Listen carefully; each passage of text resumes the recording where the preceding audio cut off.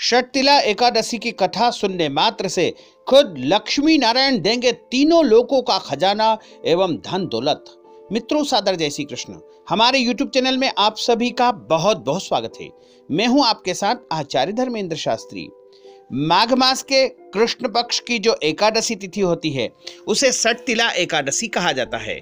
और षटतिला एकादशी चूंकि माघ मास में आती है इसलिए भगवान विष्णु को सबसे प्रिय एकादशी मानी जाती है।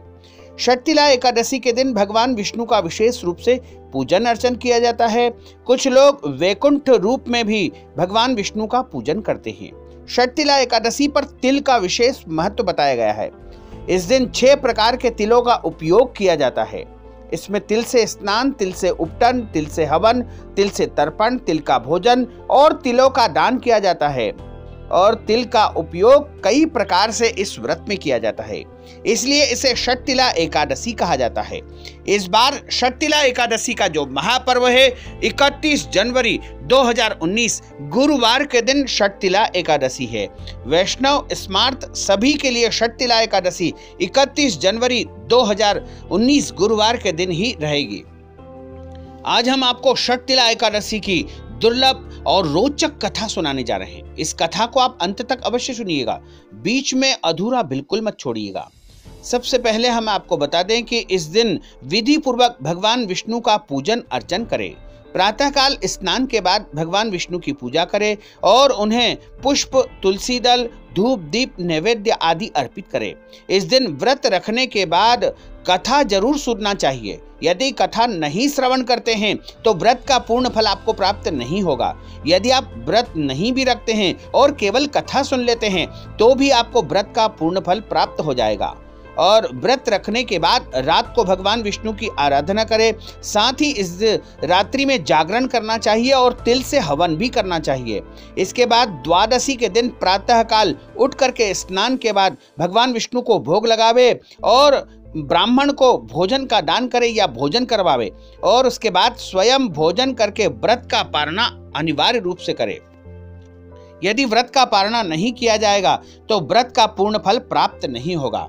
और इस बार व्रत का पारणा जो कि 1 फरवरी 2019 सुबह 9 बजे से पहले आपको व्रत का पारणा करना चाहिए।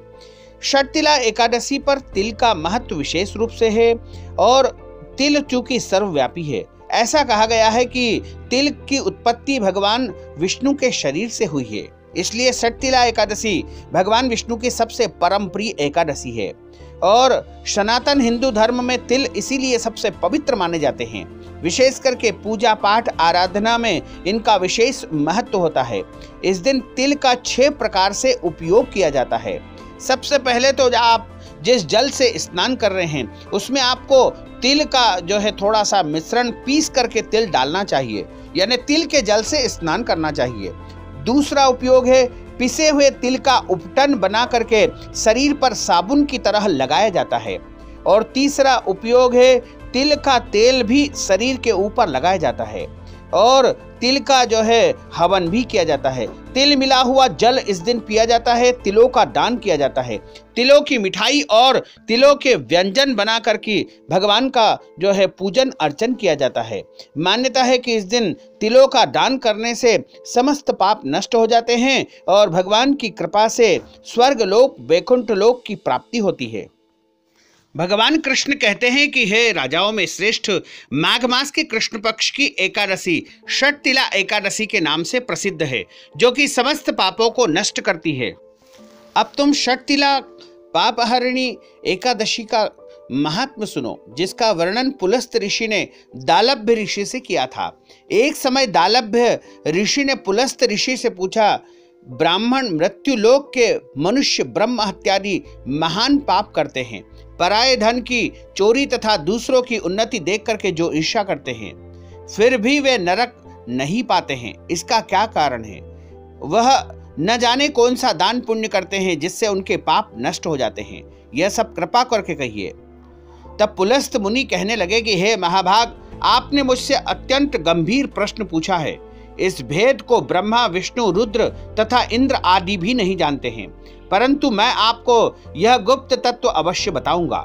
माघ मास के लगते ही मनुष्य को स्नान आदि करके शुद्ध रहना चाहिए और इंद्रियों का वशीकरण करके तथा काम, क्रोध, लोभ, मोह, अहंकार, ईर्ष्या और द्वेष आदि का त्याग करके भगवान का स्मरण करना चाहिए।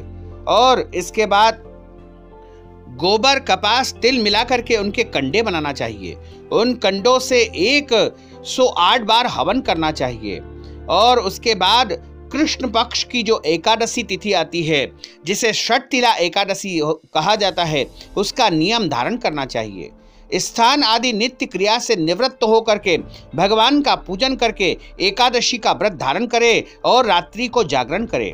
उसके बाद दूसरे दिन धूप, दीप, नैवेद्य आदि से शंख, चक्र, गदा, पद्म धारण करने वाले देव देवेश्वर श्री हरि का पूजन करे तथा भगवान के लिए नैवेद्यम तैयार करे और तिल का नैवेद्यम उनको विशेष रूप से लगावे। तत्पश्चात नारियल, मिठाई आदि भी उनको अर्पित करे, पूजन करके अर्घ्य देवे और इसके बाद सुपारी, सीताफल आदि देकर के स्तुति करना चाहिए।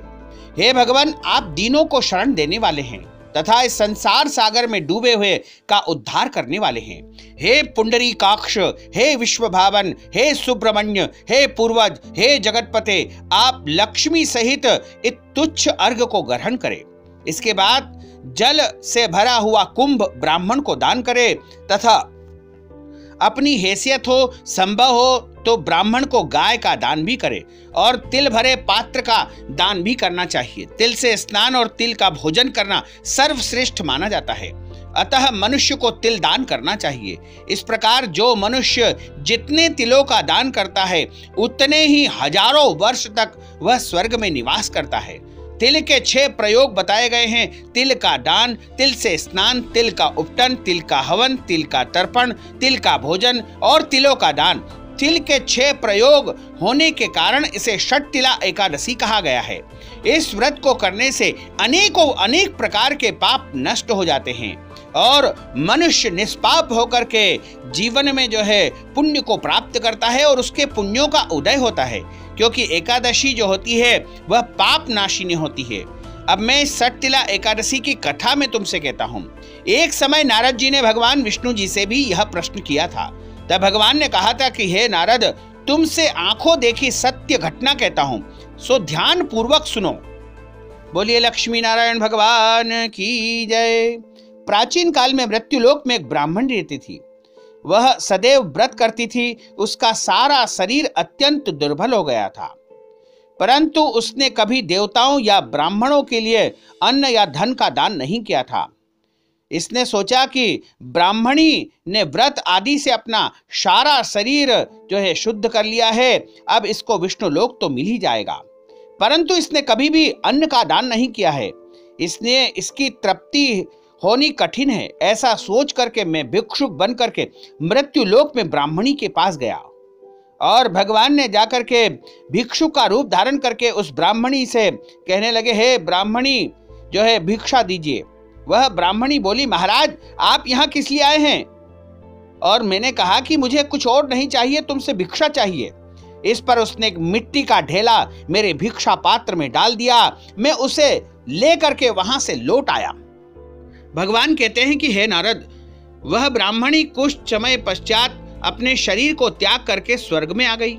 उस ब्राह्मणी को मिट्टी का दान करने से स्वर्ग में एक सुंदर महल मिला, परंतु उसने अपने को कभी भी अन्नादि सब सामग्रियों से शून्य पाया। वह मेरे पास आई और कहने लगी कि भगवान, मैंने अनेकों व्रत आदि से आपकी पूजा की, परंतु फिर भी मेरा घर अन्न आदि वस्तुओं से शून्य है। मेरे पास अन्न नहीं है, खाने को कुछ भी नहीं है। इसका क्या कारण है? मुझे आपने सुंदर भवन दिया, सब कुछ दिया, लेकिन अन्न नहीं दिया। मैंने कहा, पहले तुम अपने घर जाओ और वहां देव स्त्रियों तुम्हें देखने के लिए आएगी। पहले उनसे षटतिला एकादशी का पुण्य और विधि सुन लेना, तब द्वार खोलना। मैंने ऐसे वचन उसको कहे, वह सुन करके अपने घर गई। जब देव स्त्रियों ने आकर द्वार खोलने के लिए कहा तो ब्राह्मणी बोली, यदि आप मुझे देखने के लिए आई हो तो षटतिला एकादशी का महात्म कहिए। उनसे एक देव स्त्री कहने लगी, मैं कहती हूँ कि जब ब्राह्मणी ने षटतिला एकादशी का महात्म सुन लिया, तब उसने द्वार खोला और देव स्त्रियों ने देखा कि न तो वह गांधर्वी है न आसुरी है, वरन पहले जैसी मानुषी है। वह ब्राह्मणी ने भी देव स्त्रियों के कथनानुसार षटतिला एकादशी का व्रत किया तथा इसके प्रभाव से वह सुंदर और रूपवती स्त्री हो गई और उसका घर अन्न आदि समस्त सामग्रियों से युक्त हो गया। अतः मनुष्य को षटतिला एकादशी का व्रत और तिलों का दान करना चाहिए। इससे दुर्भाग्य, दरिद्रता तथा अनेक प्रकार के कष्ट दूर होकर के व्रत करने वाले को मोक्ष की प्राप्ति होती है। बोलिए लक्ष्मी नारायण भगवान की जय, गोपाल कृष्ण भगवान की जय। अच्युतम केशवम राम नारायणम कृष्ण दामोदरम वासुदेवम हरे, श्रीधरम माधवम गोपिका वल्लभम, श्री जानकी नायकम श्री रामचंद्रम भजे, जानकी मनोहरम सर्वलोक नायकम, श्री शंकरादि सेवितम पुण्य नाम कीर्तनम, श्री राम राम राम राम राम नाम तायकम, रामा कृष्ण वासुदेवा भक्ति मुक्तिदायकम, रामा कृष्ण वासुदेवा भक्ति मुक्तिदायकम।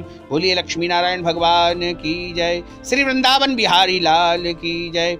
मित्रों, हमने आपको यह षटतिला एकादशी की ज्ञानवर्धक कथा सुनाई है। इसको आप अधिक से अधिक लोगों को शेयर करिएगा, लाइक भी करिएगा और कमेंट बॉक्स में प्रभु का नाम अवश्य लिख दीजिएगा।